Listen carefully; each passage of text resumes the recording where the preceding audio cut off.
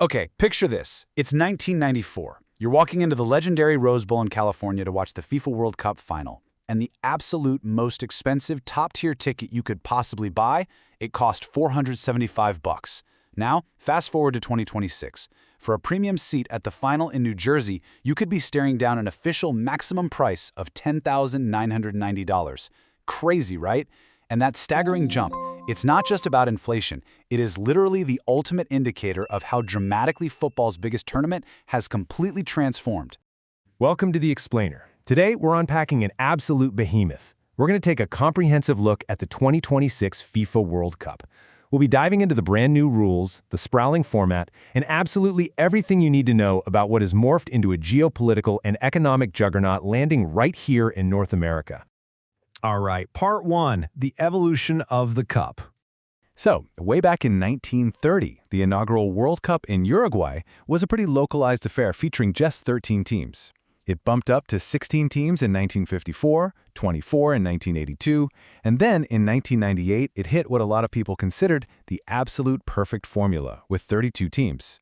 But to satisfy a massive, ever-growing global audience, and quite frankly, to bring more nations to the table, 2026 is taking a historic leap, ballooning to an unprecedented 48 competing national teams. Which leads us right into Section 2. Bigger, longer, 48 teams. Here is how the math actually shakes out. We're jumping from 64 matches in Qatar to a staggering 104 matches stretched over a grueling 39 days. The teams are going to be split up into 12 groups of 4. The top 2 from each group automatically advance, and then the 8 best third-place finishers will also scrape their way through. All of this creates a brand new knockout stage, the round of 32. So basically, there's a really high chance your favorite team survives those first 2 weeks, but from that point on, it is a brutal, exhausting marathon to the finish line. And hey, it's not just the bracket getting a makeover, the actual game on the pitch is evolving too. Think about 1994 again. Teams were pretty much limited to just 2 substitutions. This time around, managers get up to 5 substitutions during regulation, a 6th if they hit extra time, plus specific replacements for concussions. Also, because they're playing in the intense North American summer heat, FIFA is bringing in mandatory 3-minute cooling breaks every half. That might sound small, but it fundamentally alters the pacing, the coaching strategy, and definitely the commercial broadcast reality of the game. Moving on to Section 3, a continent-sized tournament. Just look at the sheer scale of the cutting-edge infrastructure required to pull this off.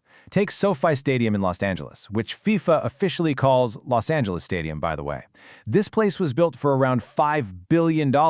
It's got this massive, sweeping, semi-clear canopy and holds 70,000 fans.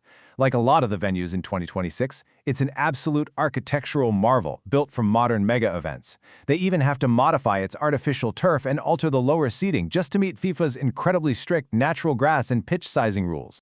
But here is the brutal logistical reality for anyone actually traveling to this thing. The footprint is sprawling across 16 stadiums. This is not Qatar, where you could literally take a 30-minute subway ride between games. We're talking 4 different time zones and distances so vast that a quick train ride between matches is completely out of the question. Fans are going to be navigating complex, varying border laws across 3 different countries. There are no guaranteed fast-track visas, and you've got the very real threat of massive international roaming charges. Proper, meticulous planning is going to be an absolute survival skill for 2026. All right, Section 4, intercontinental do-or-die playoffs. Even before the main event kicks off, the tension is going to be through the roof, with a ruthless qualification format happening exclusively in Mexico. 6 teams from all over the globe will battle it out in Guadalajara and Monterrey for the final 2 tournament spots. It is a mini-tournament with absolutely 0 room for error. Single elimination, no second legs, no do-overs. You lose, and your World Cup dream is dead before the summer even starts. And this setup creates some incredibly high-stakes, dramatic scenarios. Take a nation like DR Congo. They actually hold a slight advantage by entering directly into the final round of this playoff, and the stakes for them are monumental. They are fighting to get back onto the global stage for the first time since they competed as Zaire all the way back in 1974. It is an all-or-nothing gauntlet that could literally rewrite a country's footballing history in just a few days. Let's talk money in Section 5, the billion-dollar economic engine. Using Los Angeles County as our prime example, the economic injection here is just staggering. For hosting only 8 matches, direct spending from out-of-town visitors is estimated at over $343 million. When you factor in the follow-on impacts, that money continuously circulating through the local economy, the total projected economic impact hits nearly $594 million. To put that into perspective, that dramatically exceeds the estimated $477 million impact LA saw from hosting Super Bowl LVI. And we can see exactly where that direct spending is flowing.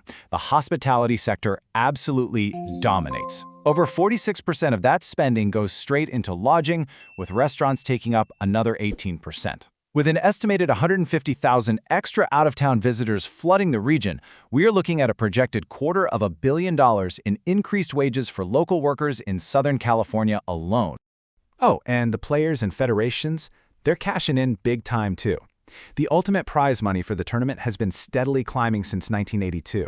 But in 2026, the winning squad won't just lift that iconic 18-karat gold-plated trophy. They're going to take home a record-breaking $50 million, which is a solid bump up from the $42 million awarded in 2022. Of course, it's not all sunshine. Section 6. Controversies, costs, and criticisms. You literally can't do an expansion this massive without ruffling some serious feathers, and we have to look at this pushback impartially. Campaign groups like New FIFA Now have bluntly labeled the whole expansion a money grab and power grab. On top of that, the powerful European Club Association has argued that ditching the 32-team model dilutes the overall quality of the football. They're deeply concerned that a 1-of-4 match tournament is going to overburden already exhausted players, basically stretching the international calendar to its breaking point purely for financial gain. But on the flip side of that debate, you have FIFA leadership defending the expansion as a necessary engine for global development. The late legendary Diego Maradona was actually a huge supporter of the 48-team format. He argued that it serves football's best interest by boosting true global inclusion. The core argument here is that granting more spots, especially to continents like Africa and Asia, gives developing football nations a much-needed chance to compete, to dream, and to actually grow on the biggest sporting stage in the world. And you know what's undeniably different this time around? The governance. Back in 1994, a local organizing committee heavily led the charge to promote the sport in America. But for 2026, FIFA is exercising direct, centralized control over this entire continent-spanning operation.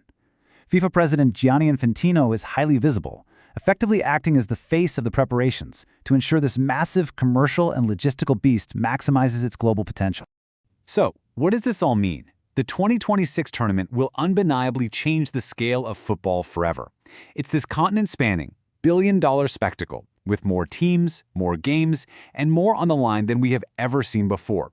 But as the sport grows into this ever-expanding commercial empire, it leaves us with one incredibly provocative question.